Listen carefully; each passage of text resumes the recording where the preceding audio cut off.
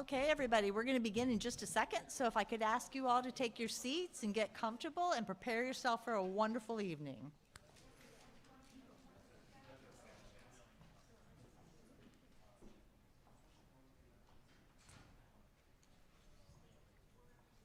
That worked well.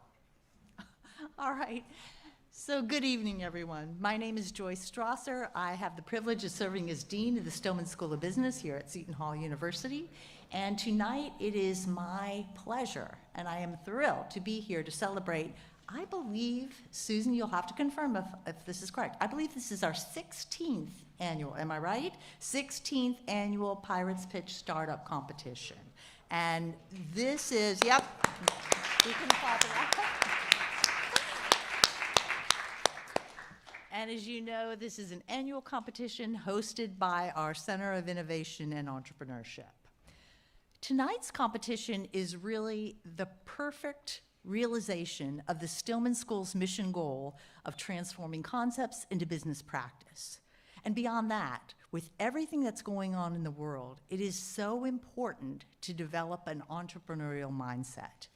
We really believe that the things that you learn as an entrepreneur, the skills that you develop, all of these things can help you in any walk of life, not just in a startup, but in a corporation and in any career endeavor. So we know that these students are not only gaining entrepreneurial skills, but they're preparing themselves for whatever path their career takes them in.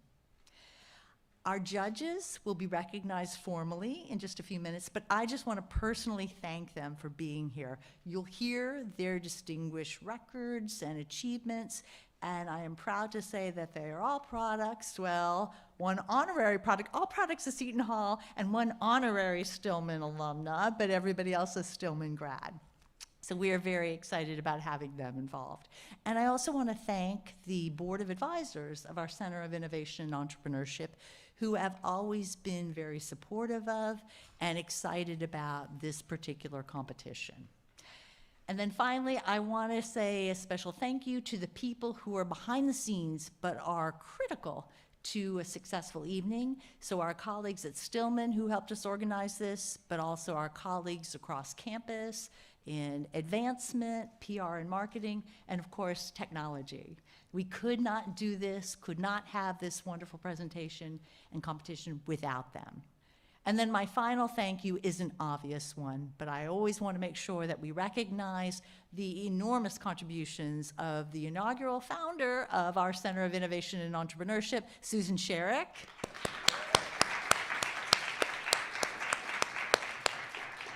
So Susan, we are just so grateful for your energy, your enthusiasm, your vision, and the way that you've mentored all of these students, our competitors as well as our MCs. And speaking of MCs, it's now my pleasure to introduce our talented student MCs. One of the things that we've done in this program is bring more student involvement in all aspects. And so tonight we will have a team of 4 young aspiring entrepreneurs who will be serving as MCs. Janice Wang is a senior studying marketing. She was the 3rd place and audience choice winner in last year's Pirates Pitch Startup Competition. She's also a member of the Entrepreneurship Club Executive Board and the founder of AI Lecture Assist. Jocelyn, and I should have had Janice, can you say hello to everybody? Just wave. Yes, there she is. Thank you, Janice.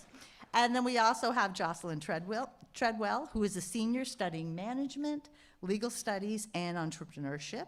She is the founder of a startup in development, Nail Fee. Thank you, Jocelyn, for being here.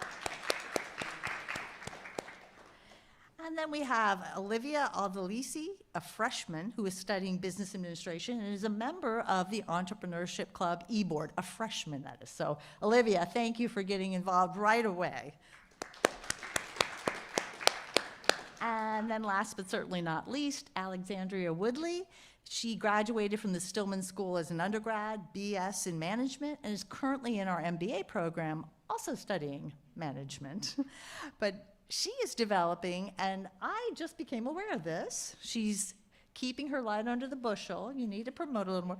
She's developing a nonprofit startup business to help high school girls learn about college and career choices through mentoring. So Alexandria also works in our student information office, where she is an incredible source of support, not just for our students, but for administrators as well. So thank you, Alexandria. And with those introductions concluded, I now invite Janice to come to the floor. Thank you, Janice. Everybody, enjoy the evening. Good evening. Welcome to Seton Hall's edition of Shark Tank. Tonight, you, our audience, are going to participate together with the selected group of Seton Hall students as they pursue the dream that many of us students have, which is to start our own business. And you would hear and see some of the best startup ideas from both undergraduate and graduate students at the Stillman School of Business. The stakes are uncertain, and 6 finalist teams are seeking $16,000 in startup funding prizes to be awarded by a group of distinguished judges who happens to be successful entrepreneurs, which we'll introduce shortly. They are excited to hear what the students have to say, and the road to the startup finals began in January when students throughout the university were invited to a series of skills workshops to help them prepare for the qualifying round. A total of 18 students took the next step and submitted executive summaries of their startup concepts. With assistance from alumni entrepreneurs, the Center of Innovation and Entrepreneurship narrowed that field to the 6 top teams of entrepreneurs that you will meet tonight.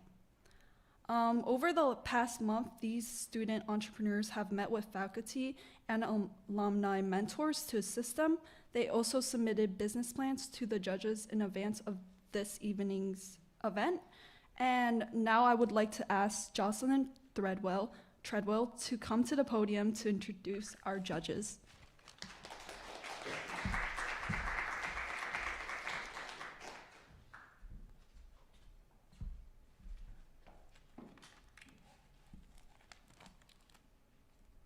Welcome, everyone, and I am honored to be here this evening to introduce our prestigious panel of judges. Thank you all for being here today. Starting out with Brian Jakovich. He graduated from the Stillman School of Business in 2009, and he is the founder, CEO, and owner of Fusion Health. This is the largest healthcare software company for the Departments of Corrections in the United States today, where their software manages the patient care of over 300,000 patients each day. They're headquartered in Woodbridge, New Jersey, and the Fusion employees more than 150 people throughout the country. Brian won at Ernst & Young Entrepreneur of the Year Award for New Jersey in 2020, and Fusion Health has been listed on the INC 5000 as one of the fastest growing private companies in the country, and the 8th fastest growing private business in New Jersey as declared by NJBiz. Brian started one of his first businesses at Seton Hall when he was the president of the Entrepreneurship Club, and today he is the chair of the Center of Innovation and Entrepreneurship Advisory Board, and he was inducted into the university's Entrepreneur Hall of Fame in 2021. Welcome, Brian.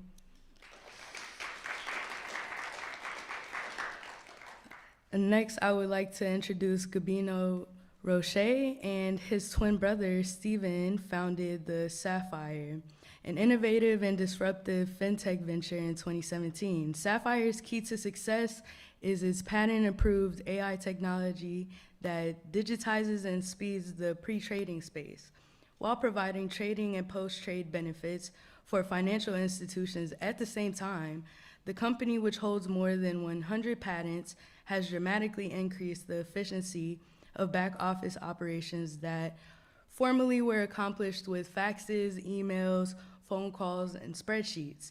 Clients and investors to this company include JP Morgan and BlackRock. Gabino is a first-generation American who credits much of his entrepreneurial passion and drive to growing up in an entrepreneurial family of Cuban immigrants. He studied business technology at Seton Hall, and he is now a member of the Center of Innovation and Entrepreneurship's Board of Advisors. Gabino was inducted into Seton Hall University's Hall of Fame in 2023. Welcome, Gabino. Our next judge, Karina Castagna, is a first-generation college graduate and a two-time alumna of Seton Hall, earning high honors with her bachelor's and MPA degrees. The unique composition of the interdisciplinary studies include communications, Catholic studies, and business from her undergraduate degree, and a concentration in nonprofit management from her graduate degree that allows her to think critically, apply, and act in numerous scenarios. During her time as a student, she represented Seton Hall for the annual CFA Research Challenge, and her team placed in the Final Four. She also served as the Vice President of Membership for Women in Business and continues to serve the Seton Hall community as a council member of the Young Alumni Council. Postgraduate, Karina started a business, Pesto Joe LLC, in memory of her father who unexpectedly passed during her time as a graduate student. And in 2022, Karina joined the Pirate Launchpad Accelerator Program, where she was awarded seed funding and has continued to grow and expand Joe Pesto since that time. Karina is a member of the Center of Innovation and Entrepreneurship Advisory Board and also the Young Alumni Council. She received the Seton Hall University Young Alumna Award in 2024, and with great thanks, welcome, Karina. Thank you for being here today. Next, we have Juliette Passeur, and the owner and broker of Curator Reality, a boutique real estate firm in Morris County, where she enhances client experiences through financial analysis and marketing. Juliette plays a pivotal role as the USA Women's National Team Manager in the World of Kabaddi League, contributing to sponsorship and team recruitment for international tournaments. Juliette is active in her local Rotary and Elks Lodge, which financially contribute to improving the community each and every day. During her time at Seton Hall University, she co-founded the Collegiate Epsilon Nu Tau fraternity, which promotes entrepreneurship and ethical business practices. Juliette graduated from Seton Hall University with a Bachelor's of Science in Business Administration, majoring in Finance and Management with a certificate in Entrepreneurial Studies, and she completed all of these programs in 2011 in just 3 years. So thank you for coming tonight, Juliette. Yes, overall, I want to thank you guys for coming out tonight, and I must say, judges, you guys do have a really tough job ahead of you this evening. Now I would like to ask Olivia Adelizzi to come to the podium and provide a rundown of this evening's format and procedures. Thank you.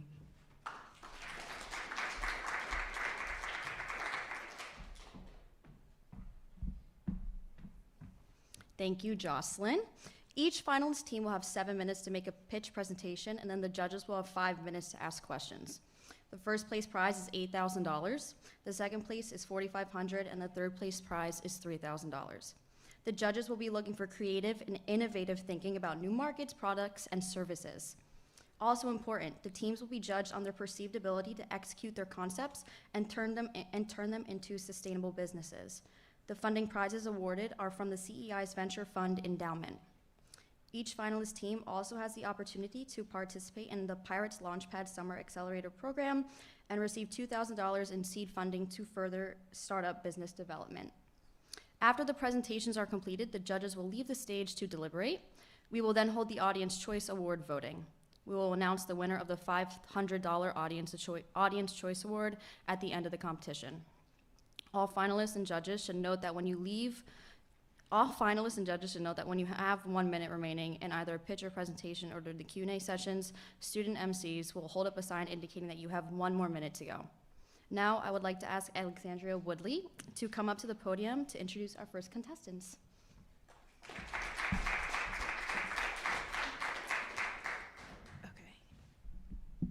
Okay. Hi. please join me in welcoming our first finalist team, Akash Arumagam, and a sophomore studying biology, Aiden Griffin, a sophomore studying finance and technology, Joseph Butler, a junior studying economics, finance, and data analytics. Their startup is Iron Strong Health Initiative, a nonprofit focusing on raising awareness for iron deficiency and anemia through an app helping users identify potential risk and seek early medical intervention. Team, anytime you're ready, you can begin your pitch. You have 7 minutes for your presentation. Good luck.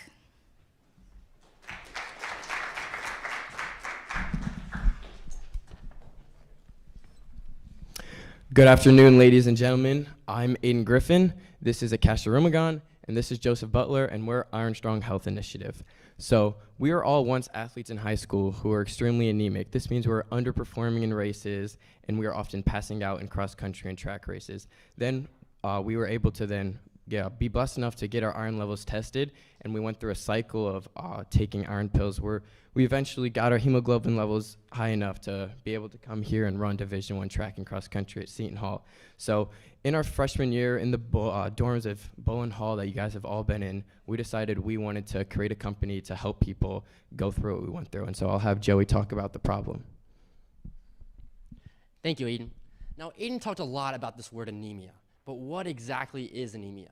Anemia is a condition where you lack a proper amount of healthy red blood cells and hemoglobin to sufficiently transport oxygen throughout your body.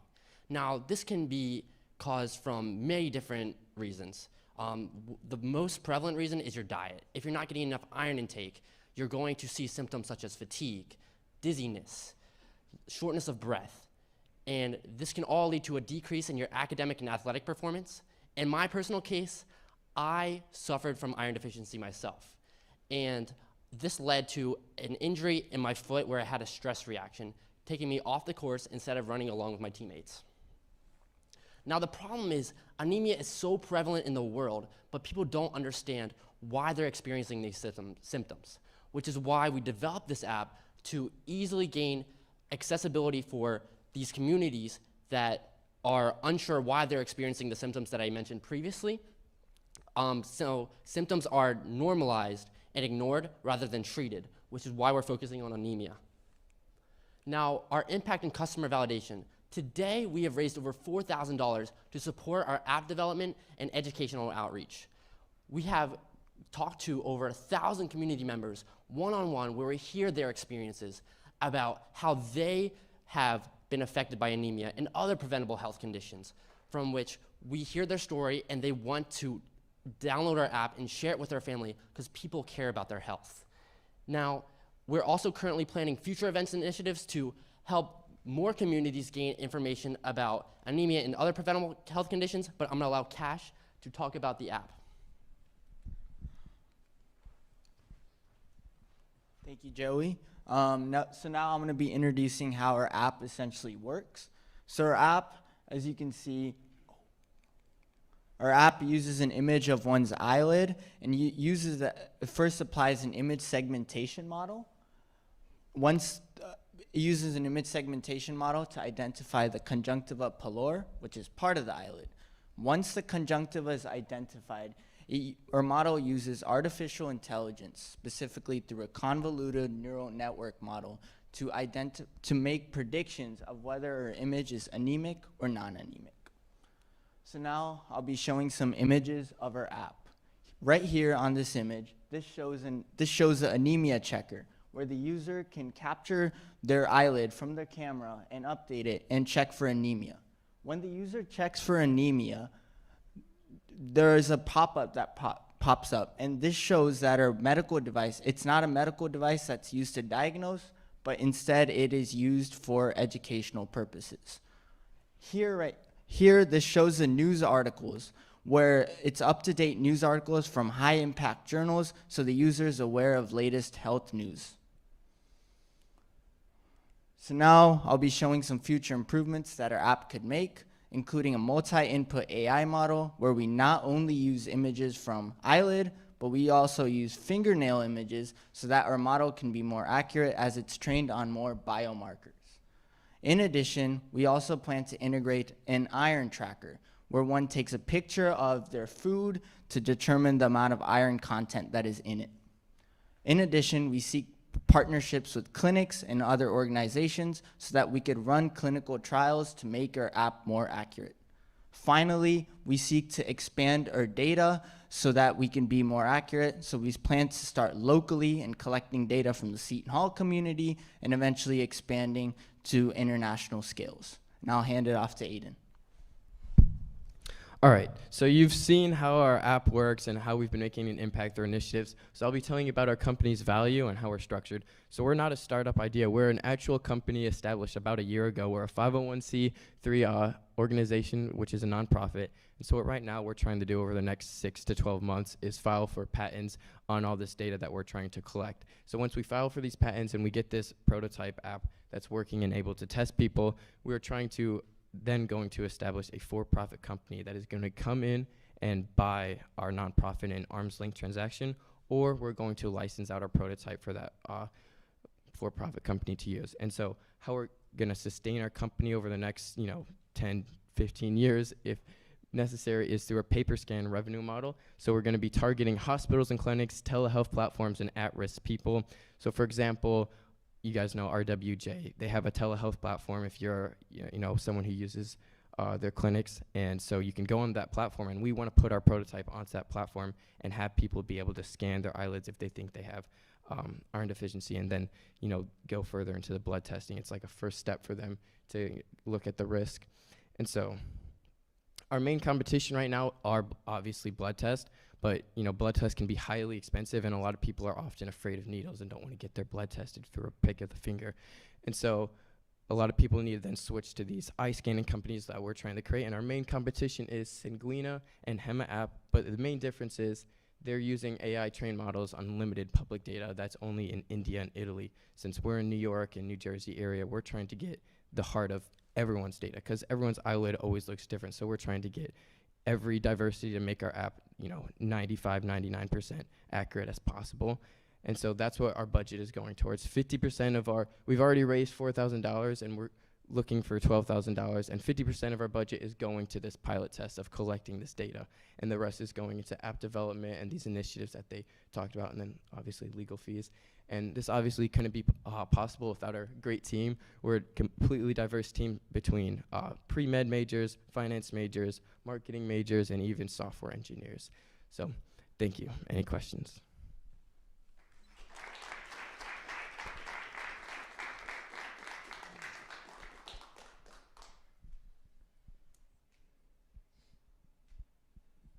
All right, I guess I'll kick it off. Great job, guys. Love the idea. So owning a health tech company, a couple of things come to mind. One of the big things that stand up is around FDA approval and what's looking at what we're going with medical classification. So even within my company, what used to not have to go through FDA regulation now does. Have you guys taken into consideration? What are you seeing, and how do you see that as a potential hurdle to actually bringing this to market? So we're trying to just collect data images.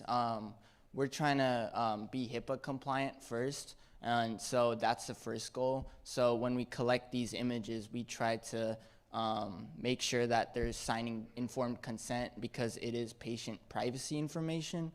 So we're trying to be HIPAA compliant, and then once we get to that stage and once we are able to collect our images and improve the accuracy of our app, that's when we plan to look at the next stages of how our app could. So you're not necessarily looking to provide diagnoses, just so much collect the data so you can go to the next step.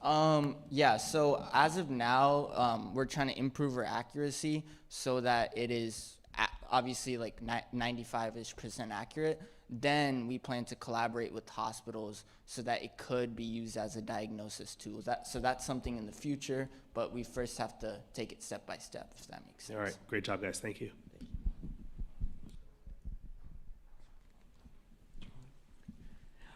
First of all, I love the fact that you even established the entity, so you got that kicked off the ground, so it's not a fake business. I will say you'll need more than $4,000 to build the app, so I would encourage you to consider having an engineer that is willing to be a founding member and take equity, because you're not going to paying it off or even offshoring it, you're not going to get it to work. So to me, what I was struggling with a little bit, and I'm hoping for you to clarify, is the go-to-market strategy. You talked about licensing this information. I love, first of all, you're thoughtful. You should include the HIPAA component in your presentations because patient information is important to keep private.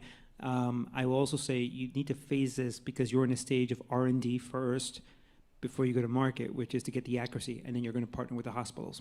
So who are the people that you're going to license for profit? How does that work? What's your TAM, the total addressable market versus the serviceable addressable market of that? Give us a sense, because then if you want to take investors later, that's what they're going to look at. They want to understand that growth opportunity. And I agree with you, in the New York City area, you're going to get more diverse images than the ones in Italy and India. Yeah, so our target market, obviously, 1 in 4 people are infected by this, and so our target market are you asking the people that we're going to go after to kind of get the data from? No. You talked about licensing. You had a part for licensing, so that's not the pay for images. That's for other partners to license your tech. Okay, so yeah, we're trying to get partnerships with like RWJ hospitals, partnerships like that. We've been going to a lot of these initiatives, and we've been making contact with, for example, RWJs and a lot of these other. So I'm going to be quick because we were almost 5 minutes, but lightning round, just really quick. How are you going to compel and convince them? Because that's the key thing for investors. You must think about the selfish interests of those partners. So have you actually fielded some of that? Because that's the end of the story. As you go through getting accuracy and tell them you will have accuracy, what will compel them to entertain that? So I actually work in a couple of hospitals for volunteering. So I'm trying to integrate our app through the volunteering experience. Obviously, I haven't full launch integrated it because it's not accurate and it's not right to do so. But we plan to do that once our app is extremely more accurate. And also in our initiatives, we went to an organization called Hypertrophic Cardiomyopathy Association, and they were running clinical trials, and we plan to go up to them and we talked to them about collaboration, and they said to reach out. That was about a week ago, so it's recent. So yeah, so thank you. Awesome. I loved your guys' presentation, and I like the accessibility for this, especially as healthcare is not accessible, maybe to college kids coming from other states and all that. My question is roughly, what type of population number-wise would you need to get accurate numbers on this data? Like 1,000, 10,000, 1 million? The image is, the accuracy depends on the more number of images, obviously. So I don't have a rough number. I mean, roughly around probably over 1,000, but it's more important to get it from every single country. That's when, so that we have more diverse ethnicities, people of different backgrounds. That's what makes it more statistically powerful. And so that's what we're going after. So, yeah. And to touch on that,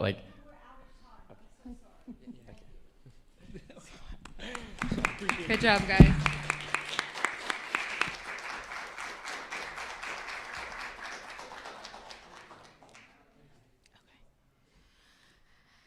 Thank you, Iron Strong Health Initiative, and thank you, judges. For our second finalist, Thomas T.J. Denault is a senior studying marketing and entrepreneurship. His business concept is MicroChef, a gamified mobile app designed to help young users build healthy cooking and nutritional habits through meal tracking, rewards, and interactive challenges. TJ, you can start at any time when you are ready.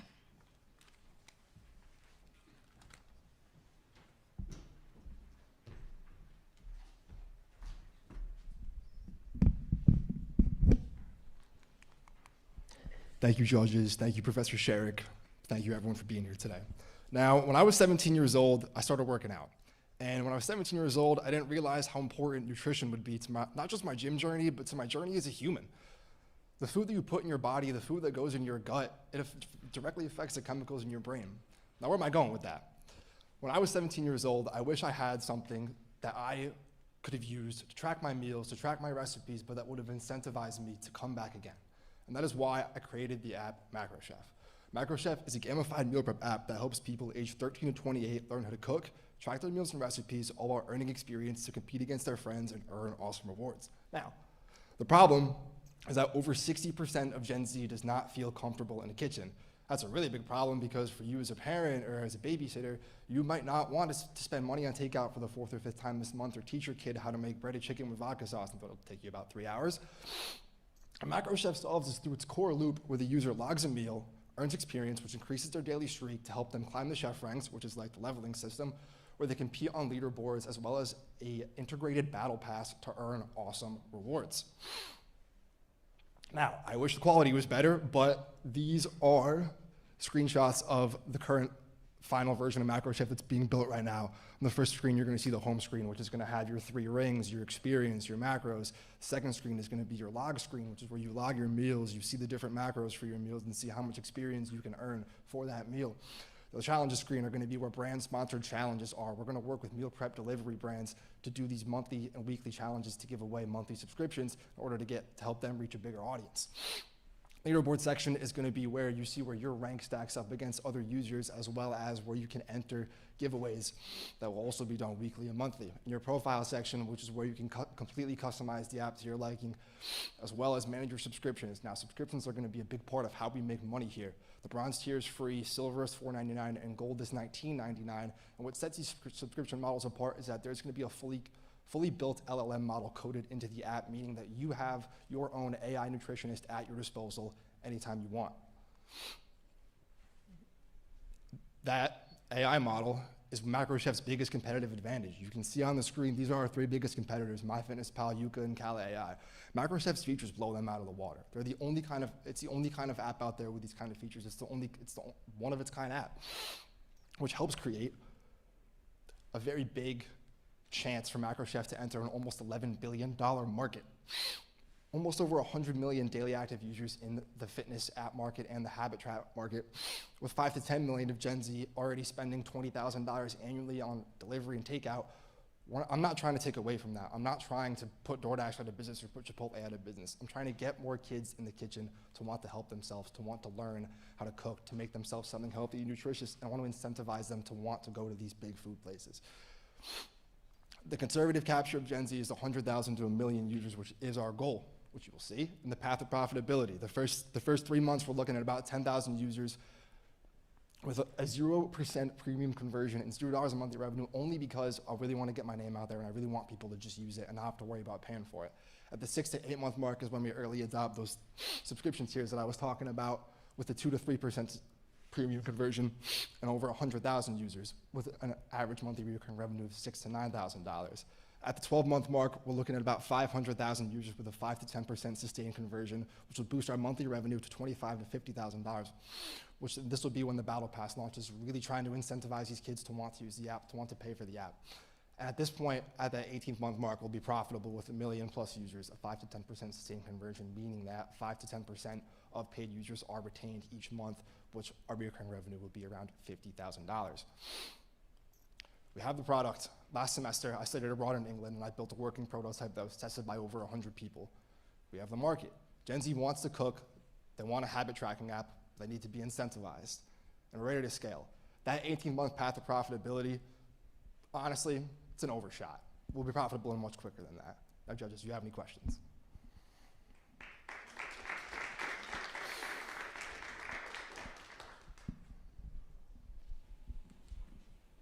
Thank you very much for that wonderful presentation. Working in food myself, I'm very interested in this app, and I appreciate how you incentivized some game incentive into this. A little bit of my question is visuals. So I myself will look up recipes on, for example, Pinterest, TikTok. Sometimes they tell me how to do it. Sometimes they leave important details out. Is this app more so related to Recipe Pal, tracking macros and dietary restrictions, or is there a discovery page somehow either linked onto this? Can I drop a link and it can help outline? Can you walk me through the user interface a little bit? Of course. Let me go back to... So something that I forgot to mention is that you'll actually be able to copy and paste a link from a video or a website or even screenshots and be able to upload it to the app, and the app will give you the list of instructions, it'll give you a grocery list. It'll literally give you a grocery list. It'll give you a list of instructions, and it'll actually walk you through step by step on what to do when you're cooking. And it'll also say you gotta put something in the oven for half an hour. It actually reminds you when it's ready to go. Is this all video cued or is it written instruction? Written. Written. Sorry, Awesome. sorry, Thank I you. don't know why confused me. No, great presentation. Love the thoughtfulness from end to end. One off the bat question quick. Why the age limitation? You talked about an age bracket of, I think, 16 to 28. Why that? Because I feel like I could actually use this. That was just something that me and Professor Sherrick were talking about, wanting to get like that specific niche of people, but this app really is for everyone. The only reason I wanted to focus on Gen Z was because I'm finding that a lot of people I know personally don't like to cook. I live with 4 other dudes, and I'm the only one that cooks. Yeah, I just grill chicken every day, so it's kind of advertised that, hey, you know. But back to the app side of it, where are you actually at? Like, how are you developing this? Who's developing it? Like, where are you at with it? My workflow goes, basically, I use Claude Code, Cursor, and Terminal in order to build it. And Love it. I'm working on it by myself right now. Right now, the goal is a May 1st launch on the App Store. Awesome. No, I'm not a programmer, even though I own a software company. I'm telling you, like, you can absolutely do this stuff with Claude. So that's awesome. Good Thank job. You're saying a lot of the right answers. Claude is the right way to go to build it. You've been very thoughtful on the user experience. I will say you may have some challenges where you have to dedicate time to create menu options of meals or suggestions for people to find stuff. That's just a tip for you. Yeah. My main pitch here is I'm suspect of your growth model, only because I used to build mobile apps and what I'm familiar with people are used to paying for. And there needs to be an addictive nature for them to be willing to pay monthly to get to the goal that you painted in the last slide. I'd like for you to think about, and I'd like to hear your thoughts, instead to focus, at least in the beginning, giving it free and selling it to food suppliers. For example, there's Good Ranchers, there's a few of them, HelloFresh, all these things, right? Yeah. If you can create the meals and you track the types of meals that they like, you can make recommendations and create leads, and those vendors will pay for those leads. And that probably is a faster path, because if you can build a community on this and gamify it, that might be a chance, but you let me know. So that was definitely like something I thought about, was that when I want to partner with these brands to get their products out there, and I want these brands to want to push their products out to a wider audience. With social media and the way Gen Z is, they're on social media all day for 12 hours a day, but they may not remember it. So my goal, it actually boils down to the color scheme. I did a lot of research on the different color scheme to help people want to re-engage with the app and want to keep using it. But even rather than making yourself the marketplace for those companies, aggregating the data, selling the data, and passing off the cookies, let them take care of it on their marketing side. All of a sudden, it's chasing them. I like that. It's good. It's a good idea. Thank you so much. Yeah, because you're gathering data on the people. It'd be part of your user terms. And so you're making money off of that, because the $5 or whatever, I forget what the price point was, That's what it it's was. hard to keep up. I see this, but there are plenty of apps who also gamify. It doesn't get there, but something for you to think about. But otherwise, great presentation. Thank you so much. Okay, awesome. I love the presentation too. I'm guilty of not being able to cook, so I'm a DoorDasher myself. Do you see that, like, if there's like Pinterest links and all of that, is there going to be a lot of technology restrictions for the AI connecting with your app? Because, you know, people are looking on YouTube, Pinterest, TikTok, so it's going to have to connect with a lot of different apps. No, there's going to be no technology gap. The goal is I want people to be able to upload anything from anywhere, to be, even if it's a screenshot of a text message or a screenshot of a recipe, or like a screenshot of a recipe they found online. To find whatever you can find anywhere, I want them to be able to upload it to the app. That's awesome. Perfect. It's convenient. Exactly. Just quickly around gamification. One thing we're doing this month at Fusion is called Fusion Health. So we're all wearing pedometers, and we're doing a competition who could walk the most. Thank you. I got an idea for you. Thank you. Thank you so much. Thank you. Thank you, guys. Thank you so much. Thank you. Thank you so much. I was going to start talking.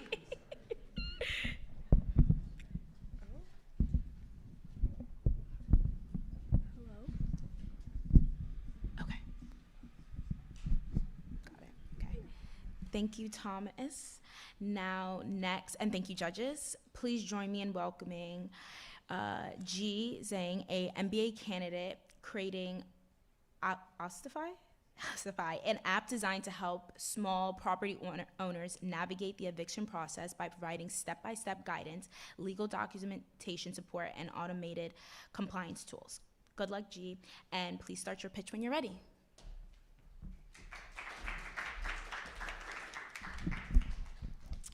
Thank you, everyone. Appreciate you guys for being here. My name is Ji Zhang, and I'm the CEO of Oustify. Let me get this clicker. I want to start off by really sharing a story about a retired couple I met a while back, and they've been saving years and years to afford an investment property to fund their retirement. Unfortunately, that dream turned into a nightmare when they were met with a professional tenant, right? And that's someone who really knows how to navigate the legal loopholes and effectively not pay rent. So while the rent checks stopped coming, unfortunately the bills kept coming, right? You think about mortgage, insurance, property taxes, and really the couple had to reach into their 401k to really stop their house from being into foreclosure. And that to me is a life that's stolen. And unfortunately, they're not the only ones. And that really led me to Oustify, right? So Oustify is a app that guides, I would say, small-time property owners in navigating, evicting, like lease violating and non-paying tenants without a lawyer. With Oustify, you have step-by-step guidance, court-ready documentation, deadline notifications, and then the key really is automated compliance reviews. We've noticed that most of the cases that are either postponed or dismissed is due to procedural errors. Every court is different, every state is different, every jurisdiction is different, and you need to follow a very specific kind of set of rules in order for the case to proceed to the judge. And that's really where Oustify comes in, right? We really aim to remove ambiguity in every step of the way. Market opportunity, right? There's about 3.5 million evictions filed every year. There's about 44 million American households that are currently renting. 24 or 22 million households spend more than 30 million or spend more than 30% of their income on rent, and another 12 million spend more than 50% of their income on rent. So, Oustify aims just to capture just a sliver, right, of the pie. From a competitive landscape perspective, there's no direct competitor to Oustify out there. There is an indirect competitor, DFW Eviction Pros, which I found based out of Texas. And this company essentially helps property owners file the administrative paperwork in the courts. So really today, if you need eviction help, you would have two options, right? Either hire a lawyer, super expensive, or do it yourself, and that leads to kind of the procedural issues that I've noted earlier. And that's really where Oustify steps in and really kind of packages that for you to ensure kind of compliance along every step of the way. Business model includes 3 tiers. We have a $49 monthly subscription, per case fee of $199, and then really an annual subscription of $399, right? One of the key takeaways is that there is a huge complexity bias in this space where, hey, self-navigating an eviction, right, through the housing courts, it's too complex. I can't do it without the help of a lawyer. And that's where, we aim to kind of, the first step here is building awareness and education around kind of the Oustify service. And also, we will aim to build a competitive kind of moat around the Oustify brand name, right? That includes kind of real estate education, educational videos, such as, like on YouTube or on podcasts or social media.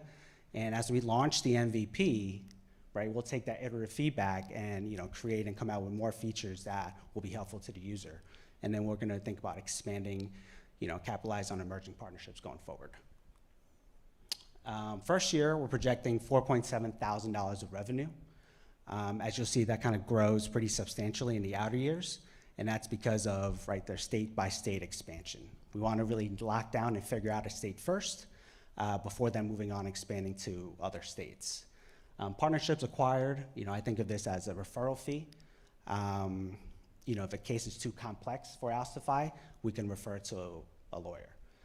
Post-eviction, potentially, if the owner wants to sell, we can refer to a real estate agent. And then, if they want to renovate, we can refer to a contractor. And then, monetization of other revenue streams. Really, the key point here I want to say is that every dollar spent on Alstify really isn't an incremental spend, but it's more so a substitute for, hiring a lawyer, which is massively expensive, right? So by 2030, 5 years from now, with the help of Alstify, we would have helped kind of small property owners collectively save over $3 million in legal fees.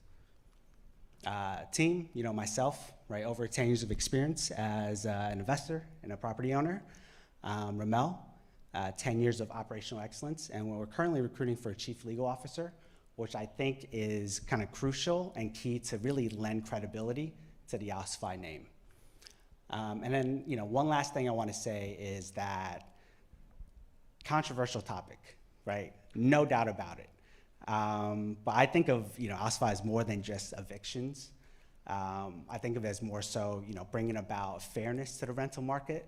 And then ultimately, right, we want to really protect the retirement nest eggs of folks like, Arthur and Martha. So thank you so much. And I would love to take your questions and feedback.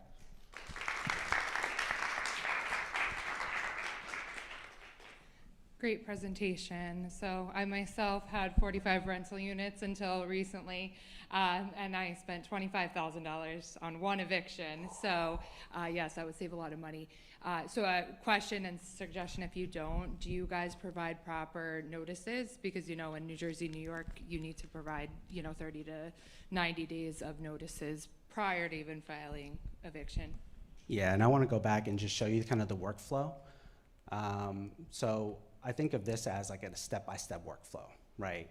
And the notices will be within each of these steps. So for example, right, step 2, you've communicated with the tenant, right? They're still not responsive. Then step 3 is file the notice. So in New York City, for example, you have to file a 5-day late rent notice first. And then after 5 days, you have to file a 14-day rent demand notice. So, these will be kind of produced on each step, and it's going to be state specific. Right, and that's kind of like the beauty of the AI environment we live in. We're able to pull, jurisdiction by jurisdiction, right, the needed forms to then, whether it's provide to the tenant or serve them, formally. Awesome. And then do you have any plans or is it possible to hold communications within this app so that way that could be presented in court? Yeah, we're gonna have a data repository behind this, and it's gonna be every single kind of communication we have with the tenant and you kind of stored, based on your case, right? So in this way, we can easily present, to the judge if we get to the final hearing, or even kind of present neatly to the lawyers, right, in case we need to bring them in and refer to the lawyers. Okay, awesome. And then my last question is, so you plan on a monthly or annual fee, correct? My suggestion, if you don't already, is to have some kind of background check connected with that, because even in the height of 45 units plus owning an office of 30 agents doing their own rentals, I mean, thankfully that was one eviction going on. So even that $25,000 I spent, I would think twice before spending a monthly or annual fee on that, Yeah, okay. That's great feedback. Or any other value added do you have for that time period while you're charging the annual fee? Yeah, no, I mean, that's a great point. My original thought with the monthly fee is, different states are different, right? For example, Texas. Yeah. End to end, it probably takes 5 weeks to get an eviction executed. Whereas New York City, it probably takes easily 5 months or more. Yeah. So I wanted to provide flexibility. But to your question, right, if I were to sign up for the $199 per case, the account stays active, right? You're able to access all the features until your case, goes to judgment, right? Mm-hmm. Judgment gets handed down. So it is, but that's a great point, looking to see if we can open up all the features.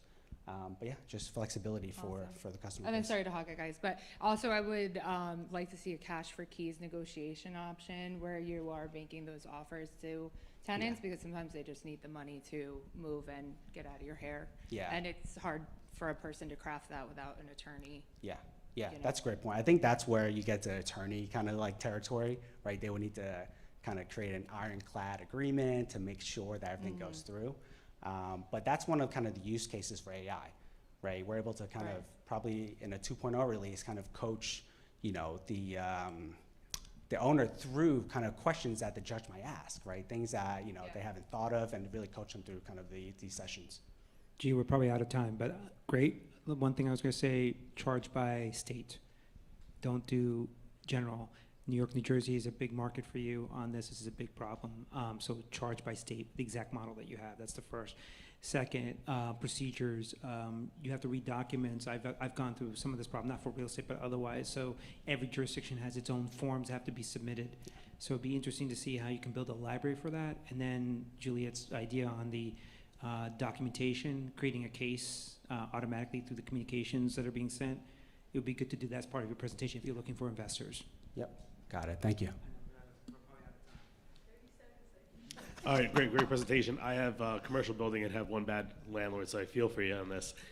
Just a quick question. Have you looked at actually like landlord insurance companies, maybe partnering with them as something that they could kind of provide to their clients as part of an additional service, almost leveraging their clients to provide to them to grow the business? Yeah, that's a great point. That's certainly an avenue, right, for kind of growth and partnership.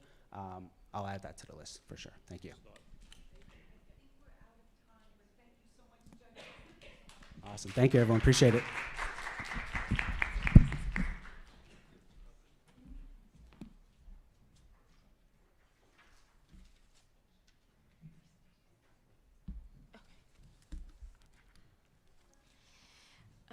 Thank you, G. Thank you, G, and thank you, judges. Okay, please join us in welcoming Jamie Simon, a senior studying public relations with a minor in journalism and a business certificate. Jamie is the founder of Pure, an operating business that offers affordable oil-based, design-inspired fragrances designed to provide last-longing scents at lower price. Good luck, Jamie, and please start your pitch when you're ready.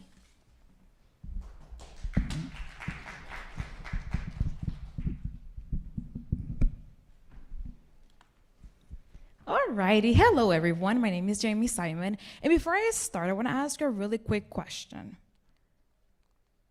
Is your favorite designer perfume expensive to wear every single day?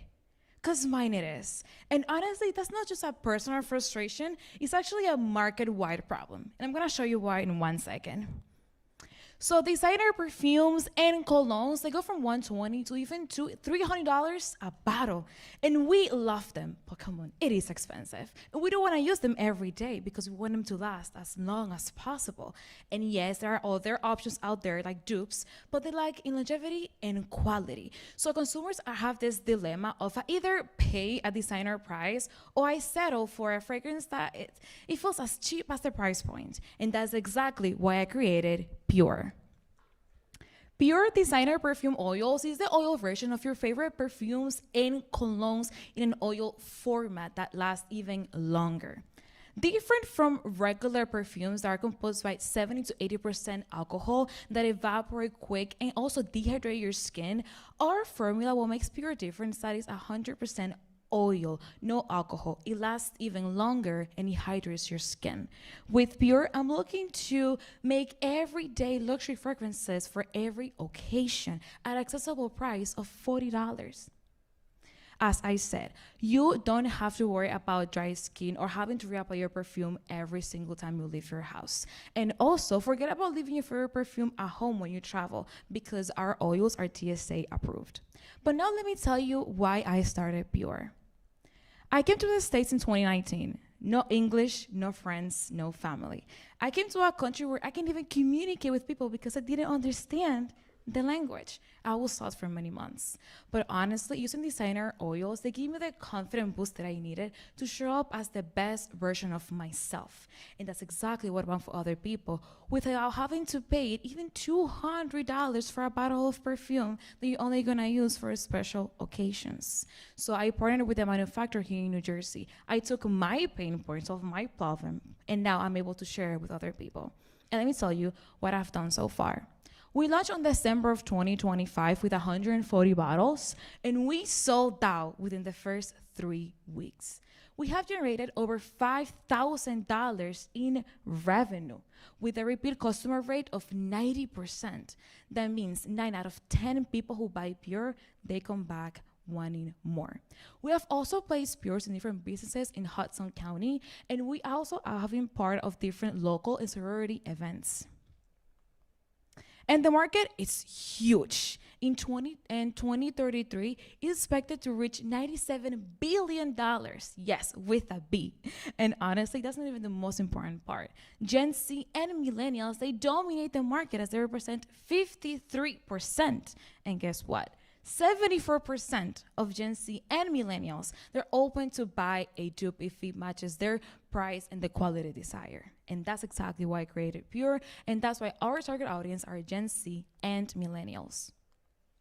The competition is tough. We all know that. There's so many brands out there.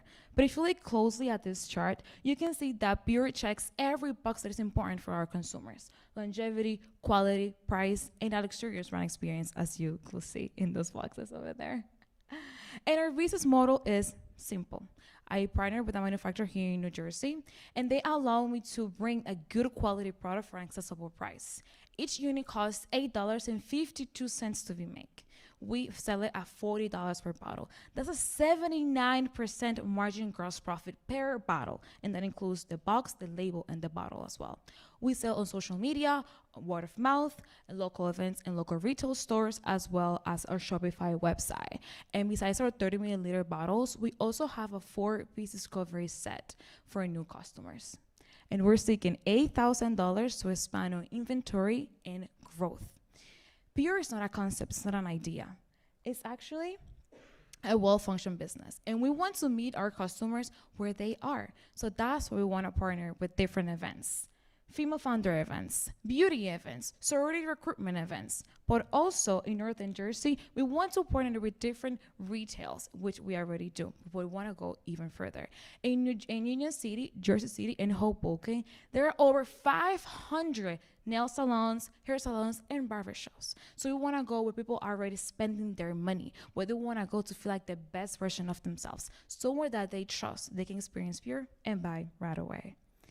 This right here, this is Pure. More than a product, it's a community of people who have invested in their product, who love their product, getting compliments from their friends on how good they smell, without having to spend $100 on perfume bottles every few months. My name is Jeremy Simon. This is Pure, and we're looking forward to having you with us. Thank you.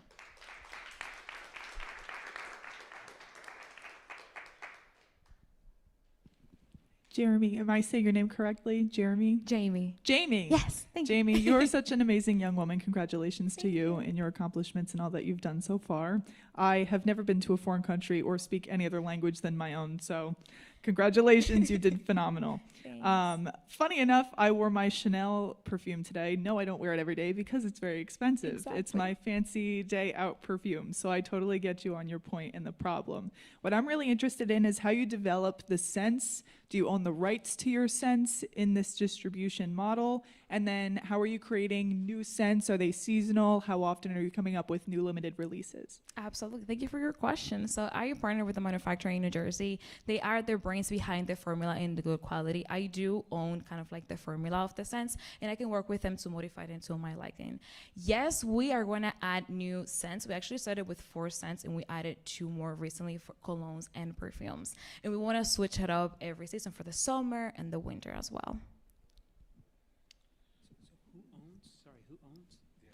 I didn't catch the answer. Who owns the rights to the perfume? I scents? do. Okay. So I guess to kind of further on that, great job, by the way. So you went to this company here in New Jersey to help manufacture this. Do they have a stake in your growth and everything else like that? How much did it cost you to actually get this off the ground? Yes, so my startup cost with the oils, also the bottles, the labels, and the boxes was about $2,000, which I was able to multiply in literally 3 weeks. So I go with them. They have the expertise to make the oils. I tell them what I want, the scents that I'm looking for, and they make the formulations, and that belongs to me, and I can bring it to my customer. Okay. You have the full package, well done presentation. You're going to market. You have tangible, by the way, Union City, Hoboken, Jersey City, for the types of people you're looking for. That's exactly what I was getting at, by the way. I know a lot of people in those areas that would actually look at this. So you've done your research. To me, it's when you scale the business even further. So yeah, you want $8,000 to get to the next step. It's the middlemen you're gonna have to work through if you're gonna mass produce this. That's gonna shrink your gross profit margin. I'd be interested, you don't have to have the full answer now, but what's your thoughts on the go-forward market? Because if you're pitching this as a $40 perfume cologne, moving forward, if you're scaling it at the scale of Chanel, gross profit margin now shrinks unless you up your price. Absolutely. I thought about that. That's what I was hesitant to first go into different retail stores because it's definitely going to shrink the revenue that I bring. But I'm starting now, so the more people know about the product, the better. And I'm not going to stop at perfume oils. It's a whole ecosystem that we're going to create around lotions, scrubs, even car scents. So it's a whole ecosystem that can be created. And also, the size of the bottle can be bigger, and I can charge even more for the same oil. So that's a really good question. I thought about it, but I'm not scared of that at all. I'm really proud of you to go from no English to be up here. I'm a native English speaker and I couldn't even be that confident, so I am really proud of you for that. I love this. I love the oil. I have really dry skin and I can feel it's like very soft on my skin. I think the price point's amazing. I'm not huge into perfume, but I myself have a few little fancy ones. Is it because that price seems good? I mean, are you conscious of the ingredients that are going into it regarding chemicals? And I think cruelty-free is very important for, the demographics you're looking at. Absolutely, yes, they are cruelty-free, and they have also the certification necessary to create different fragrances, not only for me, but for other businesses as well. So yes, there is ingredient transparency. Awesome. And then regarding like the top ingredients in it, do you know what they are offhand, or if there's any chemicals, like are they limited amounts, things like that? Out of the top of my head, I don't have the specific list of ingredients, but I can definitely do research on that. Okay, I would be interested to see that. And then how long, I'm going to follow up with you later. I want to see how long this lasts. How long is it supposed to, stay on your skin roughly? 12 hours or more. Wow. You're going to wash your hands, you're going to smell, you're going to be, oh Yeah. my God, I still smell the perfume oils. I love it. And it smells delicious, so I'm it's very awesome. glad you liked it. Thank you very much. All right, thanks.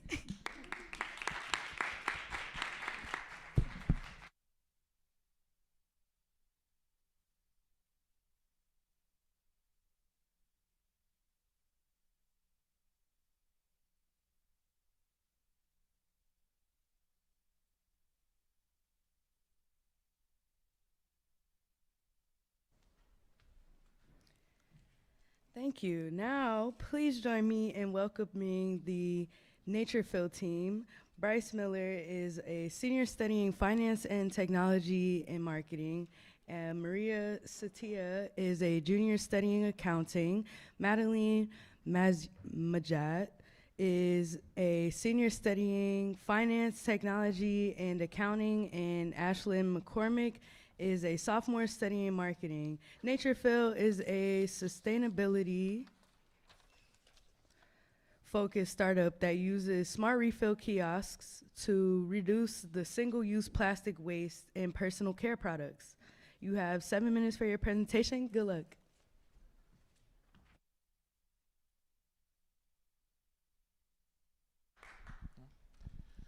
All right, well, good afternoon, I guess good evening. Thank you, judges, for joining us. Thank you all for joining us. I'm Bryce Miller. This is Maria Saida. Unfortunately, Madeline and Ashlyn couldn't make it tonight, but we're gonna continue to sign to support them and continue to grow our business with this presentation about Naturefill.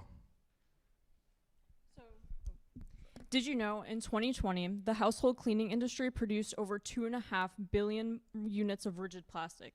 To put that into perspective, that's 143,000 basketball courts, and for my non-basketball fans, that's about 266 Seton Hall campuses. The problem exists because consumers and producers are struggling to go green. Now, we've talked to multiple consumer packaged goods companies such as P&G and Unilever, and they've both said that they struggle to go green in the production process, which ultimately affects almost every household in the United States and abroad, because most of the products that you use in the soap industry are made by these consumer packaged goods companies. And then consumers say that they're struggling to go green because it's not convenient and it's not accessible to them. However, if it was right in front of them, opportunities to be eco-friendly, they would contribute to that. So where we come in is NatureFill, which is basically a smart refill self-service kiosk that can be placed in different laundromats and different college campuses, as well as high-level gyms and hotels. And so basically how it works is that different users and consumers will bring their own refillable bottles and packages as well, and be able to use however much they need and pay by ounce. What we do is we provide the machine as well as buying in bulk the packaged detergent and different liquids and soaps as well. So our target market is simple. It's college students because they value convenience. They run late night errands, and they're Gen Z. So that's historically the most eco-friendly generation to date. And I don't know about you when you guys were in college, if you lived in a dorm, it could have been 2 a.m. and you went all the way down to the laundry room and you realized you're out of detergent. And now you're stuck without clothes for a whole week because you don't have time to go get detergent anywhere. So that's why we want to bring our machine into the laundry room so that it's accessible to all of our consumers. And we've talked to multiple of our peers who live in the residence halls, and they all said as long as it's affordable, convenient, and eco-friendly, they would certainly buy from our machine to do their laundry. So we talked a little bit about the revenue model. So basically how it works is we have a couple of verbal agreements with the Good Bottle Refill Shop as well as One Stop Eco Shop, who's actually a past finalist for Pirates Pitch. Basically, we would buy in bulk and sell low per ounce for a higher, which basically is able to reuse and sort of save based off of the packaging cost, which actually is about 14 cents per ounce, and also be able to sell for about 70 cents per ounce, ranging based off of need and different markets that we're able to enter into. Basically, it's able to work sort of how resellers work Target, Walmart, where they buy in bulk and be able to sell for a higher price by buying cheaper. And so last time we were at Pirates Pitch, no offense to the judges, of course, one thing that we were told in terms of feedback was that we need to go and put in the work. And so one thing that we have done over the past year or so has been able to go into various different markets, very different events, and different conferences. We traveled to Texas, to Germany, to Boston, in the Holt Prize becoming a semi-finalist, as well as working with the National Science Foundation, conducting over 1,000 interviews for customer discovery to understand what market we should enter into. We've also currently have 2 different activities and programs that we're entering into. One is a pro bono based accelerator program with a legal firm in Philadelphia that allows us to establish business entity. Actually, before we got here, we actually finalized the legal papers to establish our S Corp in Delaware as well. We've also raised over $10,000 in terms of seed funding that has gone towards travel, customer discovery, research, et cetera, et cetera. We've also been able to partner with Future Founders Program as well, which is a Goldman Sachs, Bank of America, and Shark Tank investor Damon John backed program, which we actually have started to accelerate in, which allows different young entrepreneurs between 18 and 30 to sort of enter into this market space and establish different things and accelerate their business from the ground up. So basically, through our team, we have me and Maria, which my different experience as a summer analyst at Blackstone working in private equity, as Maria doing data analytics with the Department of Justice. But we also have a couple of other great members of our team with different backgrounds in marketing, social media management, as well as nonprofit and pro bono work. We've also expanded to different advisors, as well as Susan Sherrick and herself as well, who is here today, as well as different people within the Good Bottle Refill Shop who achieved a verbal agreement for buying in bulk, as well as a former managing director from JP Morgan and Sonata Software for business development growth. So this is what we do, this is what we love, and we would like for you guys to get your fill. With NatureFill.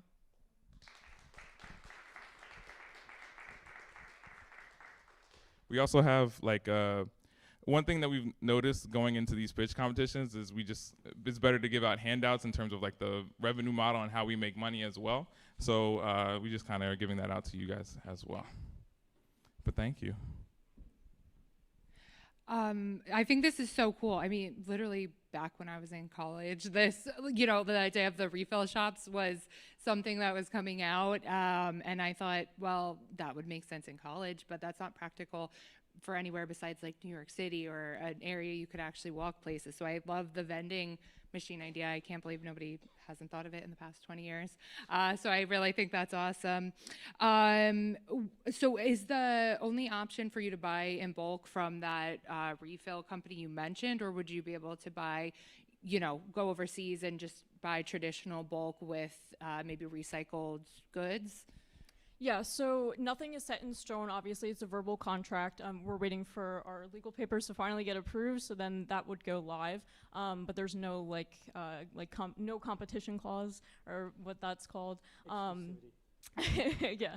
And so our whole point of partnering with Good Bottle Refill Shop is giving those local refill place an artisan spectacle for students here because they're close by. It's in Maplewood, so it's a 15-minute drive. Oh, I didn't realize that. But then also too, they produce a clean product, so no sulfates, no parabens, no toxins that are bad for your skin. So it's completely clean, not cancerous. Whereas maybe going overseas and doing that type of private labeling could cause a risk of cancerous ingredients and stuff like that, which we're avoiding. Cool. Great answer. You guys know your stuff, honestly, well presented. I only have two questions actually, and it's specifically around the machine itself. One is let's say, and I'm making this up because I wouldn't call this, eco-friendly, but you have Tide and you have whatever, Clorox. Like, if people care about options sometimes, and I wouldn't say give a ton of options, but how I see an image here that shows multiple options. I saw the image on your presentation that looked like there was one option with the bottle. It'd be interesting to know how you would provide options and what that is in terms of cost. But then I also wondering, what is the cost of the machine, to maintenance the machine, to create it, maintain it, and then to fill it up too, right? Yeah. So I guess we'll start from forward and then we'll work our way backwards. So the machine costs around $1,100. That's different sources that we've had. We've done tried to outsource, I guess, internationally as well as just locally with here in America, and it's around roughly $1,100. We have actually been able to sort of outsource different student workers as well, and right now we actually expanded to our team to a student at Weiner University to be able to sort of work with a coding system to allow for different payments as well as be able to sort of help build the machine himself. And so that's one part of the question on how the machine sort of costs. When it comes to options, we've exercised a couple of different options. One thing that we've talked about when it comes to these big box companies, and one of the problems we've come to kind of understand is, and we have a slide too about competitors that we put at the end just for any more questions if you want to go to that as well, is that this has been tried before by different companies such as SC Johnson or Unilever. One thing that we've also noticed is that these big box companies are making so much revenue off of selling plastic bottles in these retail outlets, so they don't really want to change because trying to get their consumers to change in that different market sort of it risks the ability of losing revenue and losing profit. So one thing where we come in is we try to make it easier for them. Having options, we obviously can explore that. How much it would cost basically is just based off of how much we would use in terms of buying in bulk. And obviously different machines we've sort of exercised is we can have one big container that holds more, or we can have fewer smaller containers that hold less, and then we would have to buy less soap too per sort of machine as well. Yeah, to piggyback off of that, off of options and stuff, the wholesaler has multiple scents, so that would kind of be the multiple options that are offered. But then again, we can look at other retailers as well and maybe expand that option base there. Awesome. Great presentation, guys. A couple quick ones. So one, why go with a refill route when you have things like pods today that you could just pump out one and throw it in the washing machine? Even if it was your own green, eco-friendly version of it, why go through all the extra costs of the machine, everything else like that? I can go. And you can feedback. So one thing, we kind of touched on it in the presentation. Obviously, within 7 minutes, it's hard to sort of speak on all of it. But one thing about college students specifically, one, is that a lot of times when they're doing their laundry, they're doing it late at night when these stores are closed. And so one thing about the convenience of it is that it's inside the dorms itself. We've actually talked, I'm an RA on campus, so we've talked with Residence Life itself. But even if you had a machine, the student could go up there and just get the pod right there. Yeah. We'll add that to the list. That's actually a great idea. The one thing, because my second question, honestly, just because of time, is so you guys scale out, you have the 1,000, 12, 15, 10,000 colleges here in America. Who's actually filling that machine? And on top of it, for your costs, I imagine that you're going to have to pay some type of rent to the university to put the machine in there, no? we can talk after for sure, yeah. Thank you, guys.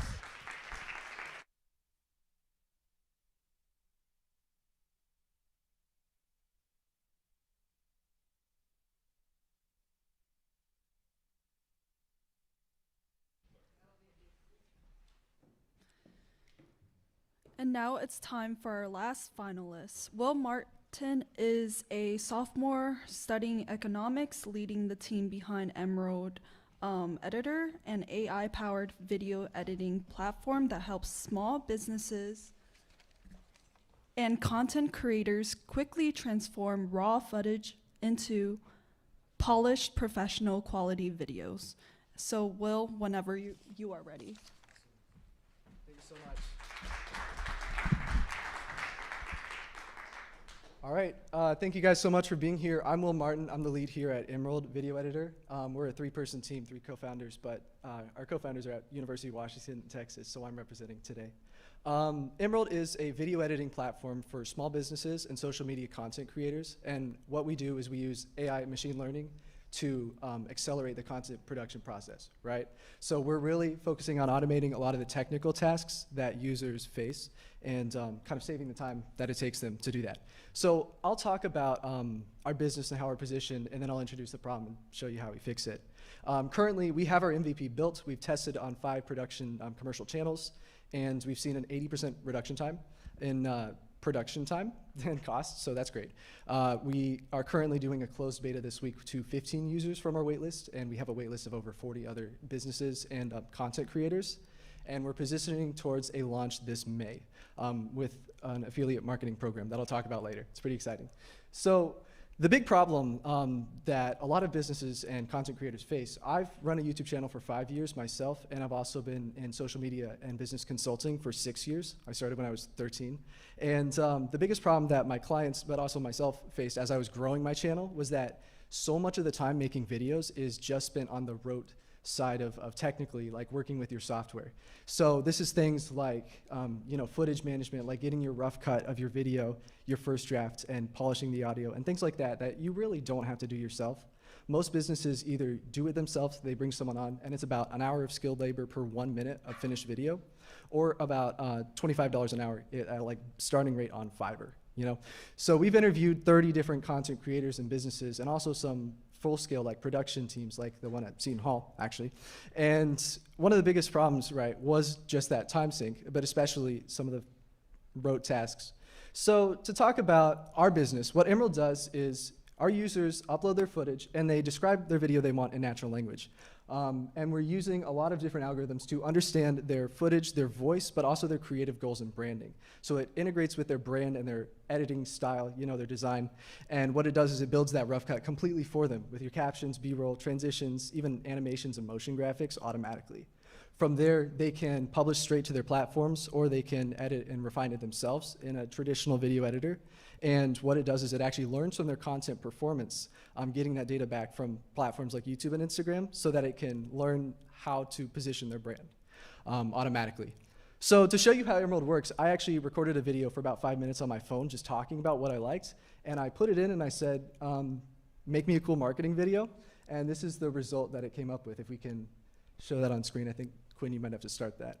Hey guys, how's it going? I'm gonna show you what Emerald does today real quick by making a real demo. So what I'm doing here is I'm just recording on my iPhone. So after I'm done recording this voiceover, I'm gonna drop it straight from my camera roll into Emerald, and it'll automatically cut the best part to make a good script. In this case, I'll tell it to make us a cool product demo. And since it's got screenshots of my business, it can go ahead and turn those into animations to show off on screen, which is pretty cool. Now, we could also do a lot of other things depending on what kind of video you wanna make. We could throw up some footage of the New York skyline or put up some captions or anything like that. Everything you're seeing was done automatically, and all I did was record this on my phone and drop it right into the app. So anyway, thank you guys for watching the showcase, and I'll get back to the presentation.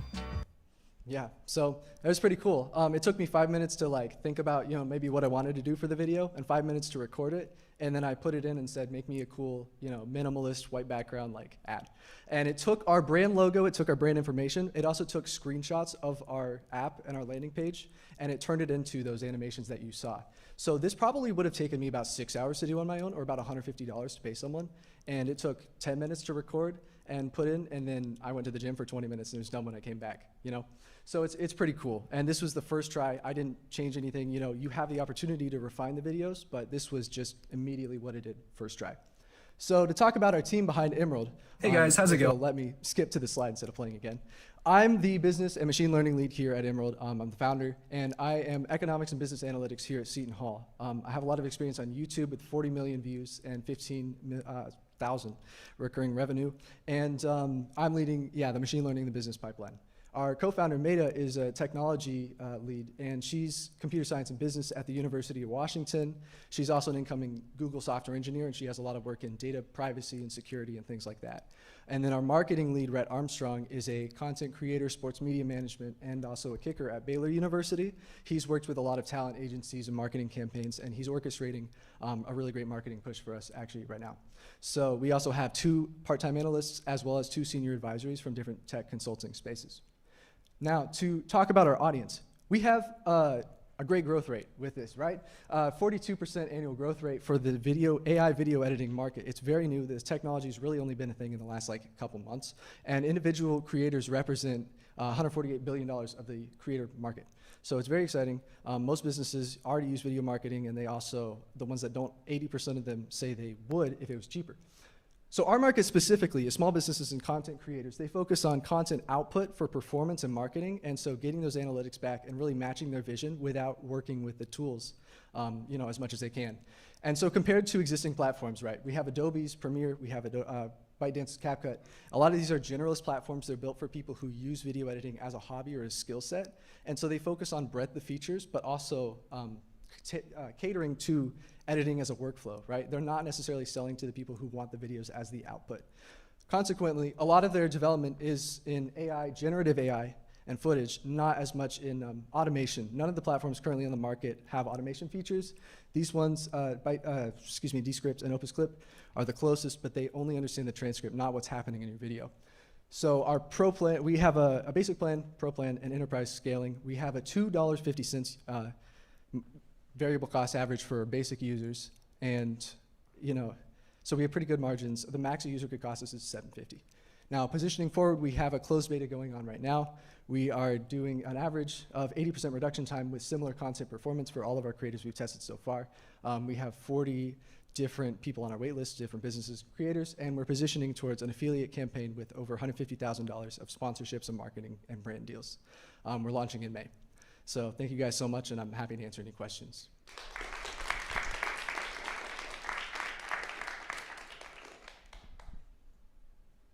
Thank you so much. I'm so fascinated by this, especially because I myself am not an editor, and I find myself on my phone far too long for a video that's not even good and I'd never even use. So I totally see the problem. I'm excited how your beta round goes. I have 2 questions for you. One is, which platforms is your editor directed towards? Is it YouTube, TikTok, vertical, horizontal?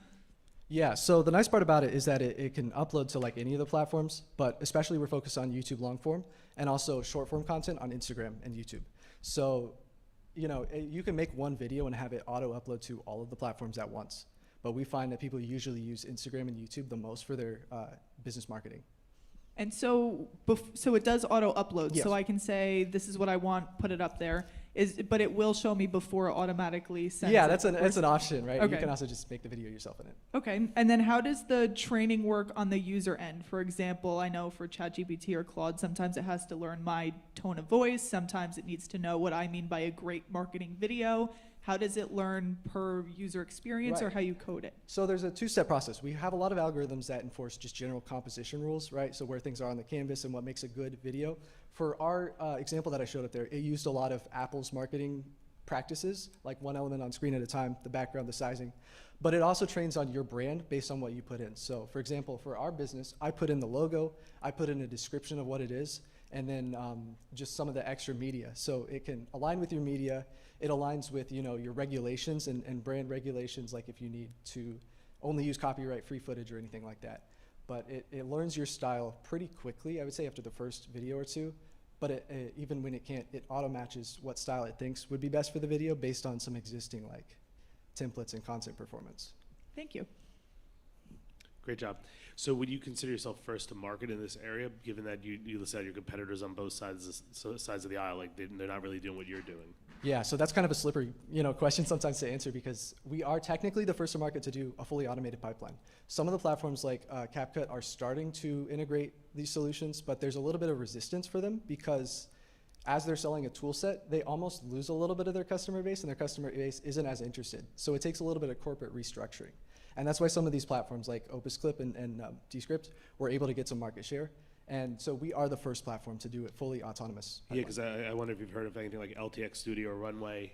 You know, they have advanced video editing, kind of what you're talking about, but they haven't actually harnessed the social media aspect of it. So where I'm seeing where you're going is a great path here, and just a step in. The next step almost is, you know, queuing up all your social media posts so it does it automatically for you and posts when you want to on schedule. So great job.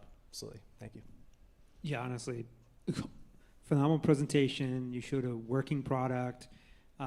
You're in production. I play with AI personally myself. I code. I see how all this works.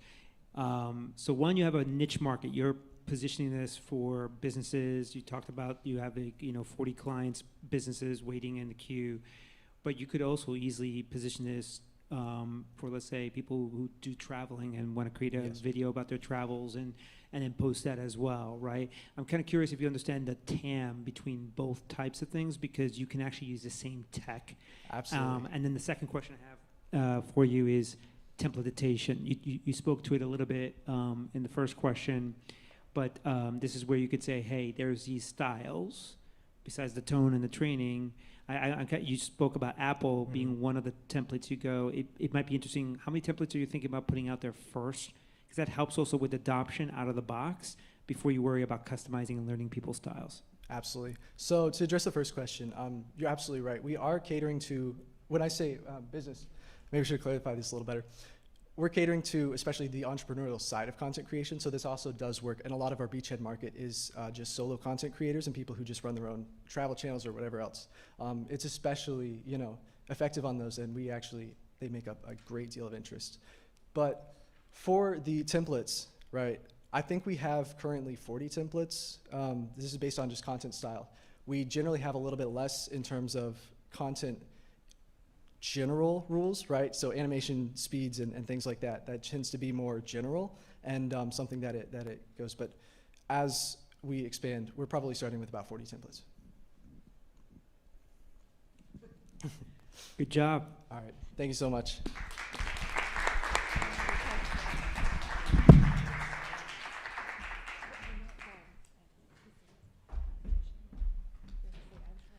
Thank you, Will. And now it's time for the Audience Choice Award. So this is the $500 award to the finalists who, in your opinion, was pitch perfect. The directions for voting are on the screen, and you can scan the QR code that would lead you to the Google form where you choose your favorite team. You will have a few minutes to vote. So thank you, and let's vote. Oh, and now let's take a 20-minute break. We invite all of you to join us in the event room.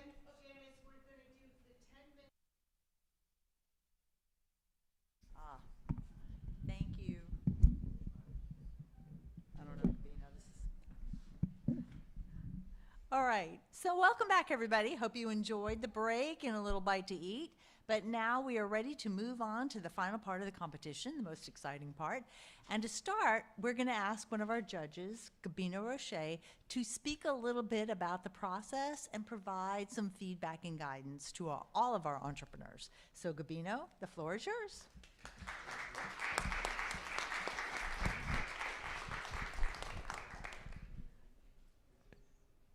Guys, this was impressive. I almost went bankrupt 6 times with my own business, and you have to put the push-ups. You have to put the push-ups in to make it happen. I've been amazed. The fact that I saw, the team here, we discussed, and one of the main criteria I just want you to know is actually how close you are to a real production-ready product. It's scary because you put your money, your time behind it, and then you risk everything to be ridiculed. It's happened to me, by the way. So there's no escaping it. The good news is you're in your 20s and you can afford it. You don't have a family yet, right? So this is the time to do it. So that was the number one criteria. I'm just going to put it out there because everything else is in theory. So until you actually have it and it's there, it's production ready, then you've tested it. And the way we kind of look at it, or at least me personally, especially, is if I was an investor, would I invest in this? Because so I know it's tangible. So it's just feedback. The other thing we thought about is scalability, right? So as an investor, because you want a return on your money, the way we look at this is that what's your growth trajectory for this? So that was another factor that came into play. The other thing I also loved is the conviction. I want you to hear that. I will share, there was a number of you up here who presented with confidence and conviction. Arms are not folded. You had yourselves fully exposed. You understood the subject matter. It was impressive. I remember when I was your age, I could not do that. So props to you, by the way. The personal stories is a great anecdote. We heard that here for validating a business model. But the one thing I also want to share is that you got to think about the selfish interest of your customers in order to grow a business. Good intentions, even non-for-profits, also are important, but you got to think about scalability for that too. But honestly, this is one of the best Pirates pitch we've seen, we were saying. Honestly, this is, I think, one of the best years. I was telling Susan before. So congrats to all of you. And one last thing I will say, every single judge here, we say this every time, we care. We're not getting paid to do this. We're alums. We've gone through the entrepreneurial journey. We offer our time to coach and mentor you. So please reach out to us. Not everyone avails themselves of this, but we're going to put it out there again. And I'm telling you, I was talking to Brian and Karina and Judith. They all want this. We love what we saw today. So again, congrats for the time you spent. If you didn't win an award, trust me, you're where I was. So we can help you along the way. So we'd love to hear from you, but congrats. Thank you.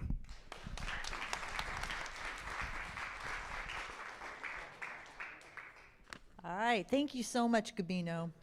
And we do appreciate the hard work that you had to do, judges. I agree with you. This is one of the best competitions I've seen in the 16 years that we've done this. Let me put this up.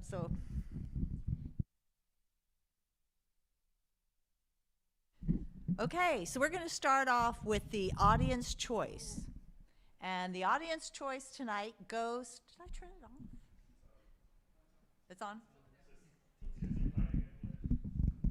I'm just going to hold it then. All right. So the Audience Choice Award goes to Emerald Editor.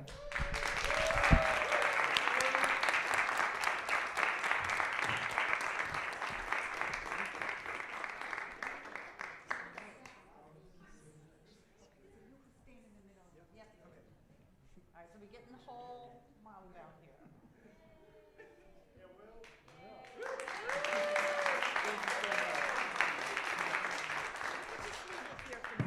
We'll take photos later.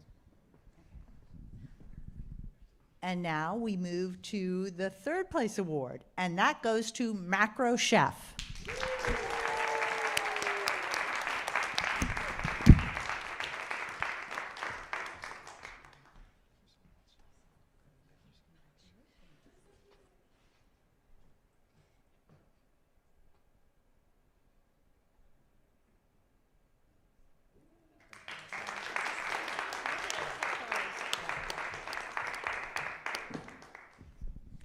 And our second place winner is Pure.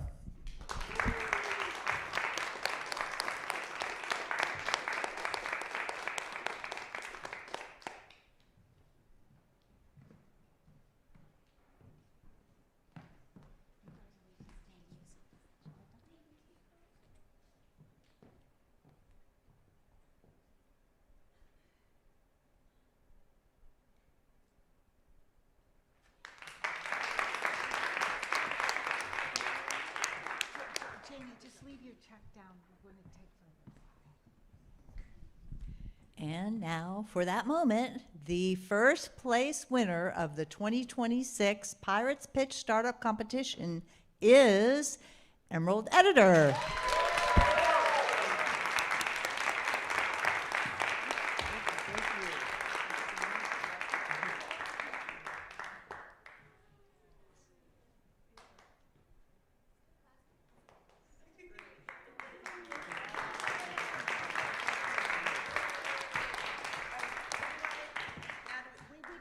I'm going to say some closing remarks, 2 sentences, but you all did an amazing, amazing job. I'm so proud of you.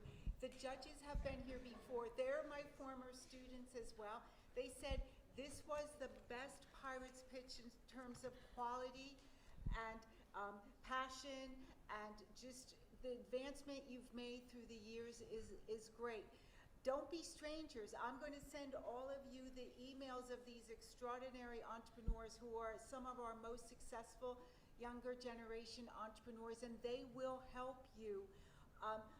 There's a lot of entrepreneurs who didn't win Pirates Pitch, and they went on to have incredibly successful businesses. The ones who also have won have gone on to win and have run incredibly successful business. It's all part of a journey. And so I thank you all for coming. I thank you all for your time. And I'd just like to thank some of the people behind the scenes who did so much for the contest today. I'd like to thank Quinn Cullinan, who is our technical editor today and helped us very much. Tanya Dixon, our administrative assistant, Corey Howell, Chris Petruzzi, Mike Pashota, who are our amazing TLTC team. Eva Rosamana is part of that team. Matthew Laraca, who is my graduate assistant, and student photographer Victoria Bergdorf. Thank you so very much, and go Pirates. Now, we'd like all of you to come down for photos with the judges, with all of us. We'll take some separate ones with the students who won, but we'd like all the finalists to come down, so please don't leave. And I would also like to thank the incredible student MCs who did a superb job. So thank you, everyone.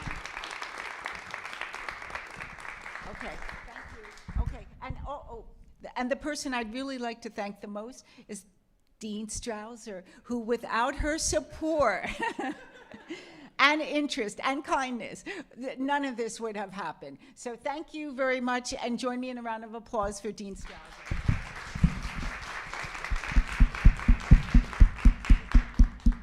Okay, thank you everyone. So can everybody just come, we're gonna do some group shots.